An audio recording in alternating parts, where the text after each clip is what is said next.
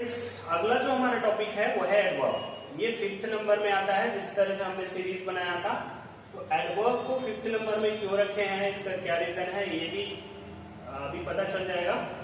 तो हम ये देखते हैं कि इसे बनाते कैसे।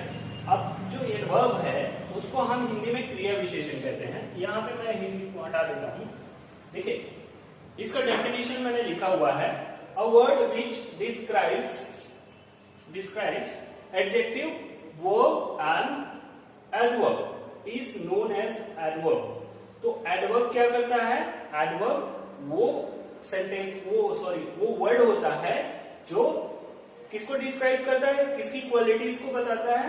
एडजेक्टिव की क्वालिटीज को बताएगा, वर्ब की क्वालिटीज को बताएगा, और अपने आप का खुद का यानी कि एडवर्ब की भी क्वालिटीज बताना है तो फिर अपने को क्या डालना पड़ेगा, एडवर्ब डालना पड़ेगा। तो इसको एग्जाम्पल के रूप में समझते हैं कैसे ये होता है। जैसे ये एडजेक्टिव की क्वालिटी डिस्क्राइब करता है। मैंने कहा नेहा इज अ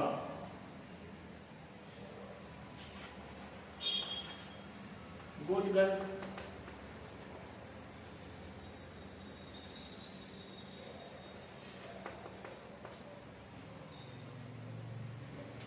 अब यहां पे देखिए, एडजेक्टिव क्या हमने समझा था पिछले वीडियोस में, good. Neha is a good girl. अब यहाँ पे ये जो एडजेक्टिव है, तो एडवर्ब कहां पे है, हम यहाँ पे लगाएंगे एडवर्ब। अब यहाँ जो एडजेक्टिव लगा हुआ है उसके पहले हम लगा देते हैं एक वर्ड, वेरी गुड गर्ल। ये आपका हो गया। दूसरा सेंटेंस हम लिखते हैं, Neha is a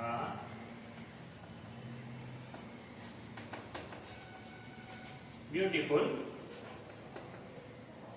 girl.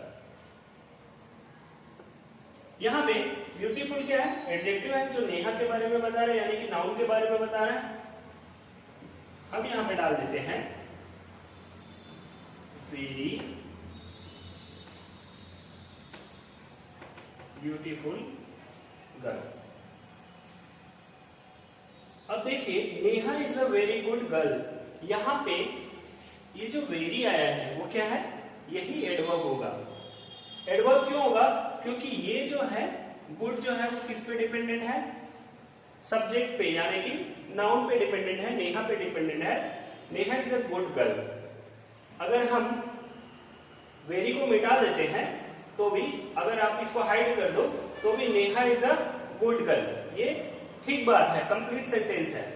But अगर आप इसमें से अगर गुड को हटा दो तो ये सेंटेंस मीनिंगलेस हो जाता है। Neha is a very girl, यहाँ पे कोई उसका मीनिंग नहीं निकल रहा है। इसका रीजन है, यहाँ पे जो गुड लगा हुआ है, ये वेरी जो है वो इसी के कारण है। यानी कि ये किसकी खासियत बता रहा है, गुड की खासियत बता रहा है कि ये बहुत अच्छी लड़की है। अच्छी लड़की नहीं, बहुत अच्छी लड़की। तो ये जो बहुत है, इसने क्या किया, गुड की क्वालिटी इनहेंस कर दी। अगर मैं यहाँ पे लिख दूं Neha is a bad girl, तो यहाँ पे क्या हो जाएगा, वेरी बैड गर्ल, यानी कि उसकी क्वालिटी में फिर इनहेंसमेंट हो गया। तो आप जो भी लिखें, जो भी एडजेक्टिव डालें, उसकी ये खासियत बताने वाला जो वर्ड रहेगा वो कहलाएगा एडवर्ब। एग्जांपल्स के रूप में तीनों को अपन समझ लेते हैं। हमने जैसे कहा एडजेक्टिव, वर्ब और एडवर्ब अपनी आप की भी क्वालिटीज बताता है ये, तो इसको हम समझने के लिए एग्जांपल्स लिए हैं। Neha is a very beautiful girl. यहाँ पे जो वेरी है वो ब्यूटीफुल की खासियत को बता रहा है, यानी कि ये किस पे डिपेंडेंट है, इसी पे। अगर ब्यूटीफुल को हटा दूं तो वेरी का कोई मीनिंग नहीं रह जाएगा। Neha is a very girl, ये कोई वर्ड नहीं होता, सॉरी सेंटेंस नहीं होता।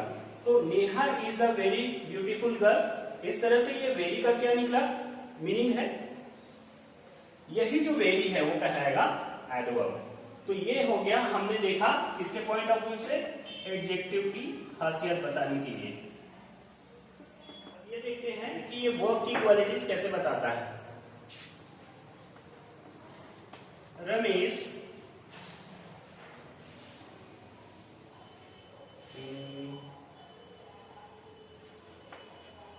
Works hardly.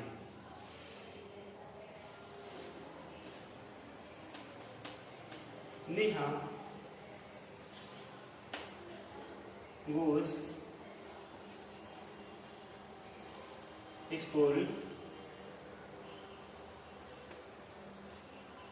slowly। Neha school जाती है धीरे धीरे, स्लोली। तो यहां पे देखिए ये जो गोज है इसकी क्वालिटी कौन बता रहा है? आपका स्लोली। और हार्डली रमेश क्या करता है? कभी कभी काम करता है, हार्डली काम करता है, बड़ी मुश्किल से काम करता है। तो इस तरह से रमेश जो है वो काम तो करता है लेकिन हार्डली, कभी कभार। तो इस तरह से ये क्या हुआ? ये आपका एडवर्ब हो गया जो किसको बता रहा है? इन वर्ब्स की क्वालिटीज को बता रहा है। अब हम इसके दूसरे एग्जांपल्स भी ले सकते हैं। मनीष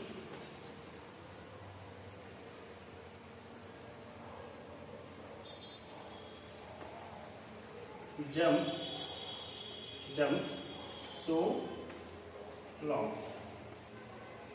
यहां पे देखिए इस एग्जांपल पे Manish jumps so long, Manish बहुत लंबा छलांग लगाता है। यहां पे जंप की क्वालिटी बता रहे हैं सो लॉन्ग। यहां पे देखिए लॉन्ग जो है वो एडजेक्टिव के रूप में आता है, लेकिन सो लगने के कारण ये क्या हो जाता है? सो लॉन्ग, यानी कि वो उसको प्रेशराइज कर रहा है किसको? जब को। तो ये क्या हो जाएगा? आपका एडवर्ब हो जाएगा, न कि एडजेक्टिव हो जाएगा। तो आपको इसको पहचानने आना चाहिए क्योंकि ये कॉम्पिटिटिव में काफी इंपॉर्टेंट रोल प्ले करता है।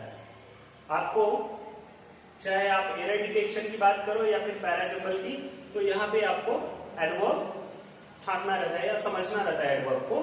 तो इस तरह से ये क्या कर रहा है? वर्ब की क्वालिटीज को बता रहा है। जैसे मैंने कहा Audi is very very fast car. अब यहां पे देखिए ऑडी की खासियत क्या है? Audi is fast car. अगर हम इन दोनों वेरीज को हटा दें तो भी सेंटेंस कंप्लीट हो जाता है। Audi is fast car. Audi एक तेज गाड़ी है, बहुत स्पीड में चलने वाली गाड़ी है। Audi is very fast car, ये भी ठीक है। Audi is very fast car, तो यहां भी क्या हो जाएगा? ऑडी जो है फास्ट कार है, वेरी क्या है? एडवर्ब है। हमने अभी बताया कि ये एडवर्ब है। अब ये क्या कर रहा है? एक और वेरी लगा है, तो ये वेरी जो है इस पे डिपेंडेंट है और ये वेरी जो है वो इस पे डिपेंडेंट है। Audi is very very fast car, हम जो प्रेशराइज करके बोलते हैं तो इसके लिए हम कई बार वर्ड्स को सिमिलर वर्ड्स को हम दो बार लिख देते हैं, या फिर ऐसा जैसे BMW is extremely very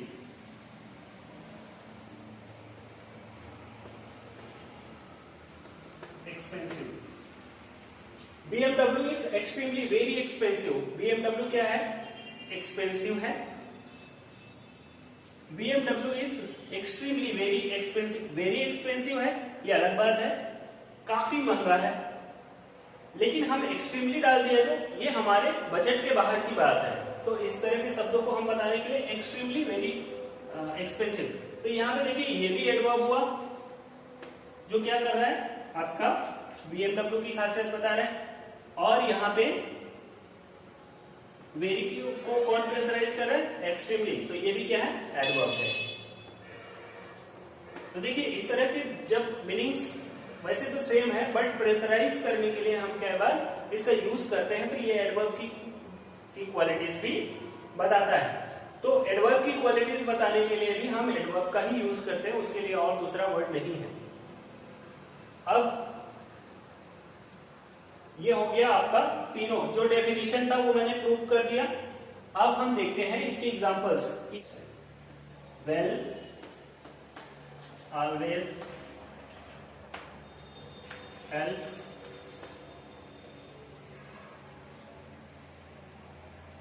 very, इस तरह के वर्ड हैं जो अपने आप में क्या है? एडवर्ब है। बट हम एडजेक्टिव से एडवर्ब बना सकते हैं। कैसे बना सकते हैं? अगर हम एडजेक्टिव में सफिक्स या प्रीफिक्स का यूज करते हैं। सफिक्स और प्रीफिक्स मतलब प्रत्यय या उपसर्ग का, जिसके आगे या पीछे लगाया जाता है। जैसे एग्जांपल में हम देखते हैं हार्ड, हमने हार्ड को किस में पढ़ा है? एडजेक्टिव में पढ़ा है। अगर हम इसे हार्डली कर दें, मीनिंग बदल जाएगा, लेकिन ये क्या बन जाएगा? एडवर्ब बन जाएगा। तो जिस वर्ड में भी एल वाई रहता है मोस्टली वो क्या होता है? एडवर्ब रहता है। जैसे extreme, extremely, random, randomly, beautiful,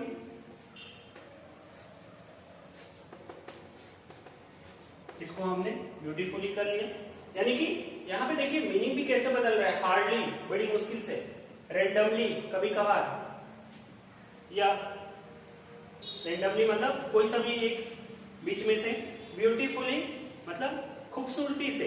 हम यहाँ पे ब्यूटीफुल मतलब होता है खूबसूरत, हम उस तरह से एडजेक्टिव में पढ़ते हैं, लेकिन ब्यूटीफुली मतलब खूबसूरती से।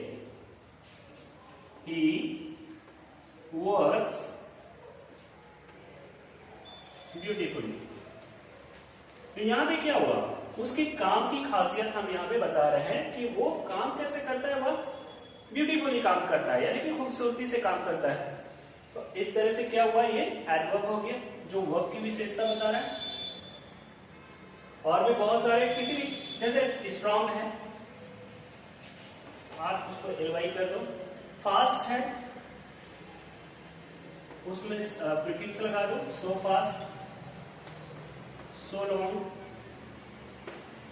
इस तरह से। एडजेक्टिव का यूज तब करेंगे जब ये वर्ब नॉन की खासियत बताएगा। लेकिन अगर ये एडजेक्टिव की खासियत बता रहा है या फिर वर्ब की खासियत बता रहा है या फिर इसका वजूद जो है वो एडवर्ब की वजह से है, तो हम इसको एडवर्ब मानेंगे, ना कि एडजेक्टिव मानेंगे। मोस्ट हो जाएगा मोस्टली। तो इस तरह से ये है आपके एडवर्ब। काफी सारे होते हैं, आपको ये चीजें देखना पड़ेगा, पढ़ना पड़ेगा। और जो एल वाई लगा रहेगा मोस्टली वो होता है आपका एडवर्ब। ये जो वर्ड है his work is almost done, उसका काम लगभग खत्म हो गया है। तो यहाँ पे his work is almost done, तो यहाँ पे ऑलमोस्ट क्या कर रहा है? वर्क की खासियत है डन की। देखिए वर्क रिलेटेड है डन से कि वो काम कंप्लीट हो रहा है, और या ऑलमोस्ट मतलब लगभग, तो ऑलमोस्ट खत्म हो गया। या ये जो वर्ड है ये क्या बता रहा है? आपका ये एडवर्ब है जो वर्क यानी कि एक्शन की क्वालिटी बता रहा है, वर्क की क्वालिटी बता रहा है। सेकंड सेंटेंस को देखते हैं, this ground is big enough to play. यहां पे देखिए दिस ग्राउंड इज बिग, ये एडजेक्टिव है। इनफ यानी कि ये किस पे है? बिग पे डिपेंडेंट है। This ground is enough to play. Enough to play किस सेंस में बोला जा रहा है ये नहीं समझ में आएगा।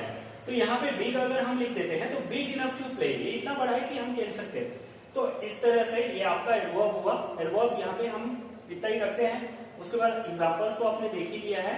इसके बाद हम देखते हैं नेक्स्ट कंजंक्शन।